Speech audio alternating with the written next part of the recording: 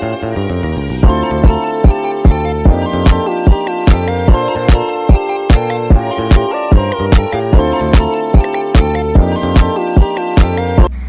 saat ini kita akan membahas apa itu paradigma dan bagaimana perkembangan kebijakan moneter yang ada di Indonesia.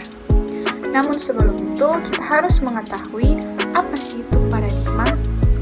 Jadi dalam Kamus Besar Bahasa Indonesia, paradigma itu adalah model dalam teori ilmu pengetahuan yang dimana istilah paradigma sering diartikan sebagai berpikir.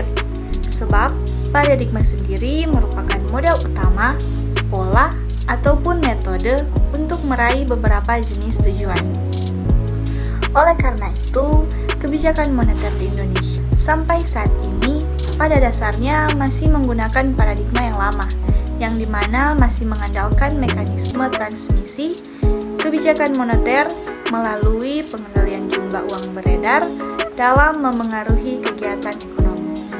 Jadi dalam artian di sini, kebijakan moneter yang ada di Indonesia masih menggunakan pemikiran yang lama, yaitu seperti pengendalian uang beredar, yang dimana itu sangat memengaruhi suatu kegiatan ekonomi. Sejak langkah-langkah deregulasi di segala bidang sejak tahun 80-an, di tengah-tengah lingkungan perekonomian dunia yang semakin terintegrasi, telah menyebabkan paradigma lama atau sistem pengendalian moneter dengan sasaran kuantitas, yaitu monetary aggregates targeting tersebut menjadi semakin kurang relevan. Lebih dari itu, regulasi dan globalisasi selama ini juga telah mendorong sektor keuangan berkembang sangat cepat ke arah bekerjanya mekanisme pasar. Dan dari hal-hal tersebut menyebabkan proses penciptaan uang terjadi di luar kendali otoritas moneter, sehingga pelaksanaan kebijakan moneter menjadi kurang efektif. Perkembangan kebijakan moneter di Indonesia. Namun sebelum itu kita harus mengetahui apa pengertian dari kebijakan moneter. Kebijakan moneter merupakan kebijakan bank sentral untuk mencapai stabilitas nilai rupiah, memelihara stabilitas sistem pembayaran, dan menjaga stabilitas keuangan.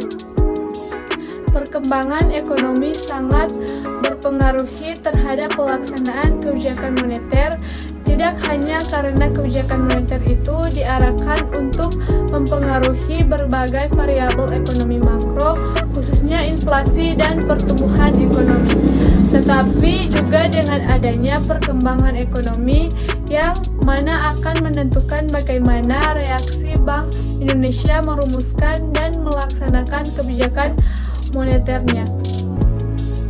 Secara khusus, perkembangan sektor keuangan yang dimana sangat mempengaruhi pelaksanaan kebijakan moneter karena mekanisme transmisi kebijakan moneter pada dasarnya terjadi melalui sektor keuangan, sementara itu perjalanan politik bangsa Indonesia secara langsung maupun tidak langsung juga menyebabkan terjadinya pergeseran peran Bank Indonesia. Periode 1945 sampai 1952. Selanjutnya, pada awal kemerdekaan, untuk pertama kalinya, pemerintah Indonesia mengambil keputusan untuk mendirikan bank sirkulasi berbentuk bank milik negara, dan dalam pelaksanaannya berupa pendirian Bank Negara Indonesia atau BNI. BNI didirikan pada tanggal 5 Juli 1946 oleh R.M. Margono Djodjodikusumo. Dipersiapkan menjadi bank sirkulasi atau bank sentral dan mengedarkan alat pembayaran resmi pada Oeng Republik Indonesia atau ORI. BNI juga merupakan bank pertama yang didirikan dan dimiliki oleh pemerintah Indonesia dan juga Bank Rakyat Indonesia atau BRI. Pada tahun 1946, kedua bank milik negara tersebut dan beberapa bank swasta